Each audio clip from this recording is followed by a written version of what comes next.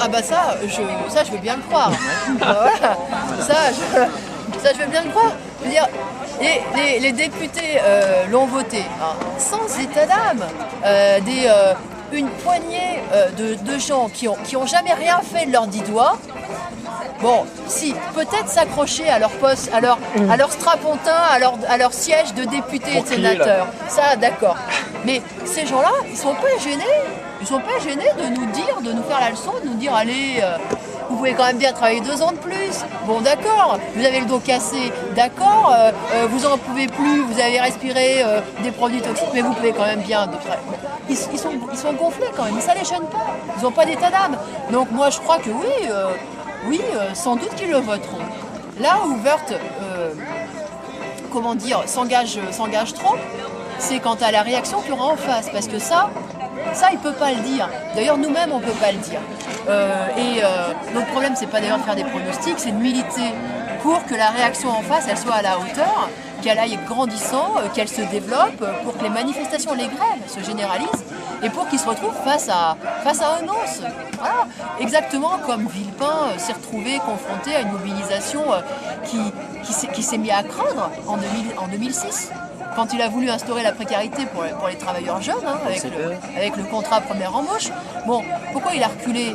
Alors qu'il nous expliquait que la loi elle avait été votée, qu'il n'y avait plus rien à faire. Hein. Je veux dire, à l'époque, il fallait être un petit peu inconscient, complètement dingue pour se dire, bah si, il faut continuer d'aller dans la rue. Parce qu'on nous avait dit et redit, rabattu les oreilles, mais c'est fini, la loi elle est votée, c'est la démocratie. Maintenant, il faut respecter la loi votée. Voilà. Ben, sauf que non, ça n'a pas marché comme ça. Ça a duré 3 mois. Hein. La lutte contre le contrat première embauche, ça a duré 3 mois. 3 mois où finalement ils n'en voyaient plus le bout. Voilà. Et où ils ont eu peur qu'effectivement ça se développe et que ça aille trop loin. Donc ils ont reculé. Ben, nous on pense que Sarkozy, il sera pas le premier et il sera pas le dernier à devoir reculer si la situation prend un tour.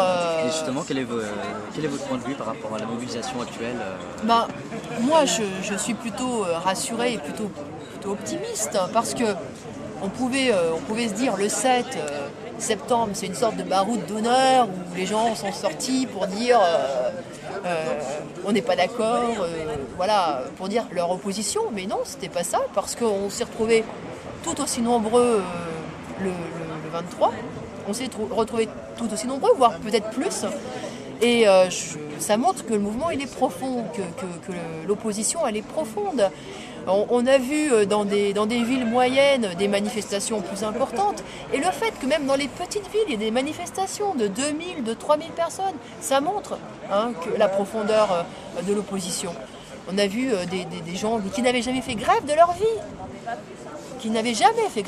qui étaient dans la manifestation. On a vu des jeunes arriver aussi. Donc tout ça, c'est des points positifs qui montrent que oui, c'est un mouvement qui peut se développer, qu'il y a de la réserve aussi, il y a beaucoup de réserve. Et justement, comment... Et cette réserve-là, eh bien, il faut la convaincre de nous rejoindre. Voilà, il faut la convaincre de nous rejoindre. D'où est-ce qu'elle vient, à votre avis, cette réserve, justement? Je veux dire, quand je parle de réserve, je pense qu'il y a un nombre de travailleurs en stock qui ne s'est pas encore jeté dans la bagarre, et c'est notre réserve de force, en quelque sorte. Et cette réserve, elle existe. Et c'est à nous d'aller la gagner, d'aller la convaincre, de lui dire, bah oui, il y a une possibilité qui recule, c'est une question de rapport de force, comme toujours. De les convaincre que c'est possible. Sarkozy, c'est pas le Dieu tout-puissant, le pouvoir dur et, comment dire... il y avait un autre... Intransigeant et voilà, implacable. C'est pas vrai ça. On l'a dit de De Gaulle.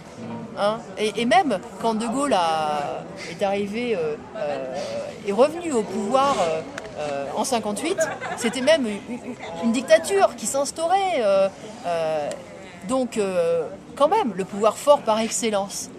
Sauf qu'il s'est retrouvé face à un mai 68 où il s'est même absenté, il a même disparu pendant une semaine parce qu'il allait voir les troupes en Allemagne, parce qu'il ne savait plus quoi faire, comment s'y prendre, etc.